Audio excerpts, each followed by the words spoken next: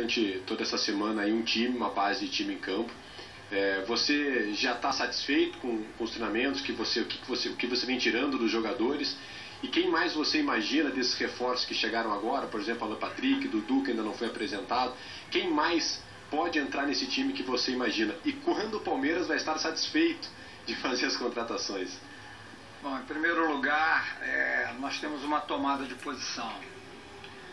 A partir do dia que nós nos apresentamos aqui, recebemos um grupo, eu comecei a trabalhar com esse grupo que se apresentou comigo, visando o primeiro jogo do Campeonato Paulista. Porque eu sabia que nesse interim a gente ia receber novos jogadores, mas que eles precisam se adaptar e, enfim, treinar. Todos esses que a gente viu chegar depois, praticamente nós não vamos poder contar na primeira partida e talvez até na segunda. Por isso eu fiz essa previsão. Nós estamos focando o trabalho para essa equipe que vocês têm visto treinar, né? E é essa equipe que amanhã inicia o jogo contra a equipe do Cuca. E aí sim, na sequência que nós vamos ver com essas outras peças que chegaram, como é que a gente vai organizar isso. Quer dizer, ainda é uma fase muito primitiva, muito embrionária, a gente está começando tudo.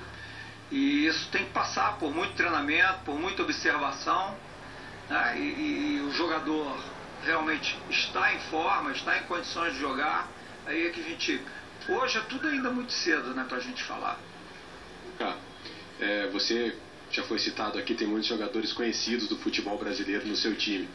Você não teme aí que na fase do Alexandre Matos e do Palmeiras eles levem alguém do seu time, tragam alguém aqui pro Palmeiras? O Alexandre é malucão, ele leva mesmo, né?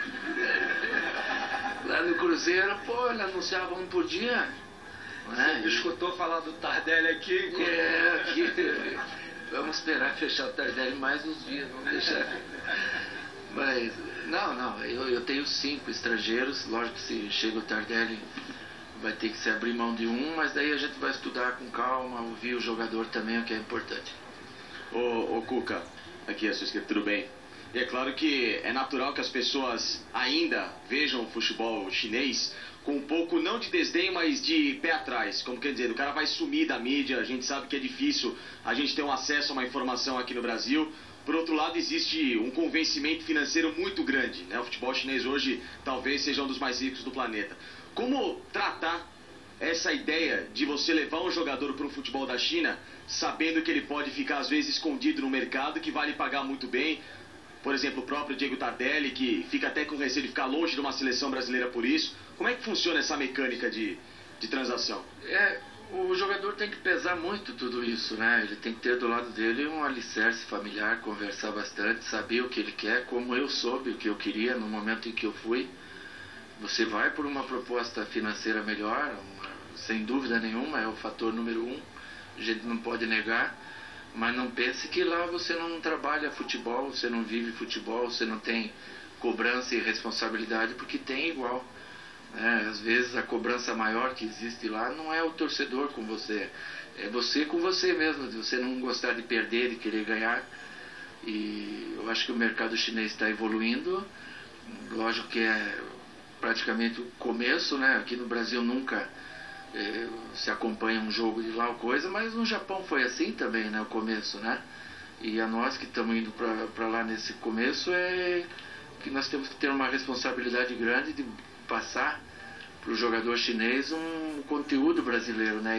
Isso que eu busco, levando jogadores brasileiros. Amanhã, mesmo uma equipe que não é a titular, vocês vão ver uma equipe que vai tocar bola, que vai dar pouco chutão, faz poucas faltas, né? Lógico que a probabilidade de perder é muito maior, mas naturalmente eles vão evoluindo.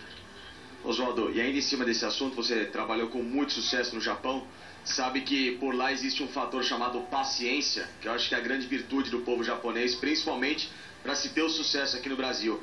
E a gente está num ano, 2015, pelo menos para o Palmeiras, que a paciência parece cada vez menos, ela serve de alicerce ao próprio torcedor para tentar buscar ou captar algum resultado positivo.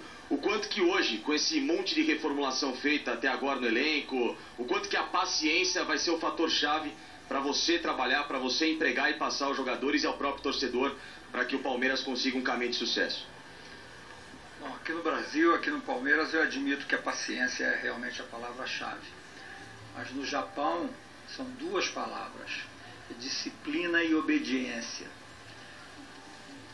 Que a gente tenta implantar isso aqui. Se nós tivermos isso do jogador, eu acredito que a torcida vai precisar ser muito menos paciente. Eu quero rapidamente, com todas essas reformulações que você falou, fazer o jogador entender a necessidade que nós temos que ser definitivamente competitivos, definitivamente disciplinados e definitivamente obedientes. Eu acho que se a gente conseguir isso, a paciência da torcida do Palmeiras vai virar euforia em pouco tempo. Oswaldo, por determinação, Oswaldo de Oliveira e Cuca vão se enfrentar amanhã no Allianz Parque, 5 horas da tarde, primeiro jogo do Palmeiras na temporada. Eu volto com você, Patrícia. Tá legal.